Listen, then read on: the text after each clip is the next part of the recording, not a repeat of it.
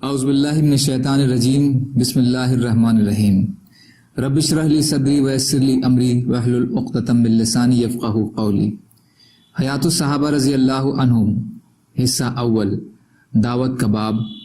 حضرت ابو ذر رضی اللہ عنہ کا سختیاں برداشت کرنا۔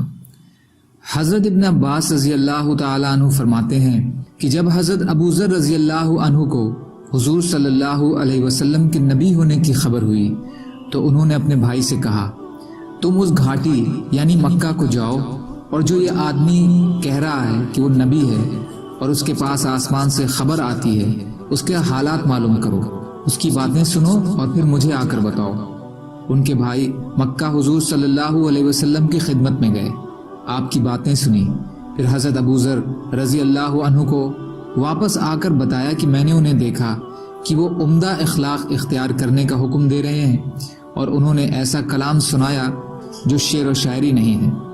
حضرت ابو ذر رضی اللہ تعالیٰ عنہ نے کہا، تمہاری باتوں سے میری تسلی نہیں ہوئی، جو میں معلوم کرنا چاہتا تھا وہ میں معلوم نہ کر سکا۔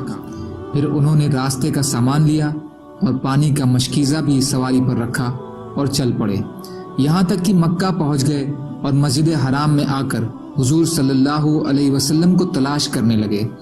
یہ حضور صلی اللہ علیہ وسلم کو پہچانتے نہیں تھے اور لوگوں سے حضور صلی اللہ علیہ وسلم کے بارے میں پوچھنا انہوں نے حالات کی وجہ سے مناسب نہ سمجھا، یہاں تک کہ رات آ گئی تو وہ وہیں لیٹ گئے۔ ان کو حضرت علی رضی اللہ تعالیٰ عنہ نے دیکھا اور وہ سمجھ گئے کہ یہ پردیسی مسافر ہیں۔ حضرت ابو ذر حضرت علی رضی اللہ عنہ کو دیکھ کر ان کے پیچھے پیچھے ہو لیے۔ حضرت علی رضی اللہ عنہ نے ان کی میزبانی کی، لیکن دونوں میں سے کسی نے دوسرے سے کچھ نہ پوچھا اور یوں ہی صبح ہو گئی۔ وہ اپنا مشکیزہ اور زاد سفر لے کر پھر مسجد حرام آ گئے اور سارا دن وہیں رہے۔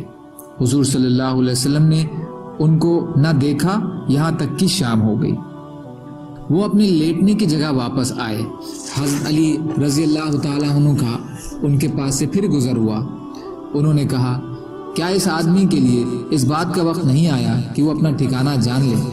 حضرت علی رضی اللہ تعالیٰ عنہ نے ان کو اٹھایا اور ان کو اپنے ساتھ لے گئے، لیکن دونوں میں سے کسی نے بھی دوسرے سے کچھ نہ پوچھا، یہاں تک کہ تیسرا دن ہو گیا اور پھر حضرت علی رضی اللہ تعالیٰ عنہ نے پہلے دن کی طرح کیا اور وہ ان کے ساتھ چلے گئے۔ پھر حضرت علی رضی اللہ تعالیٰ عنہ نے ان سے کہا، کیا تم مجھے بتاتے نہیں ہو کہ تم یہاں کس لیے آئے ہو؟ ابو ذر رضی اللہ عنہ نے کہا، میں اس شرط پر بتاؤں گا کہ تم مجھے عہد اور پیمان دو کہ تم مجھے ٹھیک ٹھیک بتاؤ گے۔ علی رضی اللہ عنہ نے وعدہ فرمایا تو ابو ذر رضی اللہ عنہ نے ان کو اپنے آنے کا مقصد بتایا۔ حضرت علی رضی اللہ تعالیٰ عنہ نے کہا کہ یہ بات حق ہے کہ وہ اللہ کے رسول صلی اللہ علیہ وسلم ہے۔ جب صبح ہو تو تم میرے پیچھے چلنا، اگر میں ایسی کوئی چیز دیکھوں گا جس سے مجھے تمہارے بارے میں خطرہ ہوگا تو میں پیشاب کرنے کے بہانے رک جاؤں گا، تم چلتے رہنا، اگر میں چلتا رہا تو تم میرے پیچھے رہنا، اور جس گھر میں میں داخل ہوں اس میں تم بھی داخل ہو جانا۔ تو ایسا ہی ہوا۔ یہ حضرت علی رضی اللہ عنہ کے پیچھے چلتے رہے، یہاں تک کہ علی رضی اللہ عنہ حضور صلی اللہ علیہ وسلم کی خدمت میں حاضر ہو گئے اور یہ بھی ان کے ساتھ خدمت میں حاضر ہوئے۔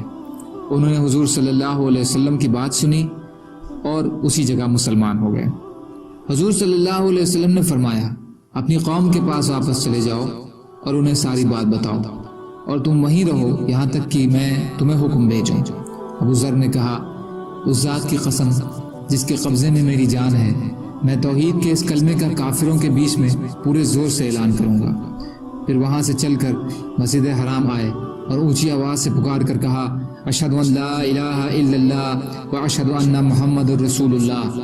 یہ سنتے ہی مشرک کھڑے ہوئے اور ان کو اتنا مارا اور ان کو لٹا دیا۔ اتنے میں حضرت عباس آ گئے اور وہ ان کو بچانے کے لیے ان پر لیٹ گئے اور انہوں نے کہا، تمہارا ناس ہو، کیا تمہیں معلوم نہیں ہے کہ قبیلہ غفار کا آدمی ہے اور ملک شام کا تمہارا تجارتی راستہ اسی قبیلے کے پاس سے گزرتا ہے؟ اور حضرت عباس نے ان کو کافروں سے چھڑا لیا۔ اگلے دن ابو ذر رضی اللہ عنہ نے پھر ویسے ہی کیا، پھر کافروں نے ان پر حملہ کیا اور ان کو مارا پیٹا، اور پھر حضرت عباس نے بچانے کے لیے ان پر لیٹ گئے۔ حدیث بخاری حصہ 1 پیج نمبر 544 پہ ہے۔ سبحان اللہ و بحمدہ، سبحانک اللہم و بحمدک، اشہد ان لا الہ الا انت، استغفرک و اتوب الیک۔ سبحان ربک رب العزت عما یصفون وسلام علی المرسلین والحمد للہ رب العالمین، برحمتک یا ارحم الراحمین، لا الہ الا اللہ محمد رسول اللہ۔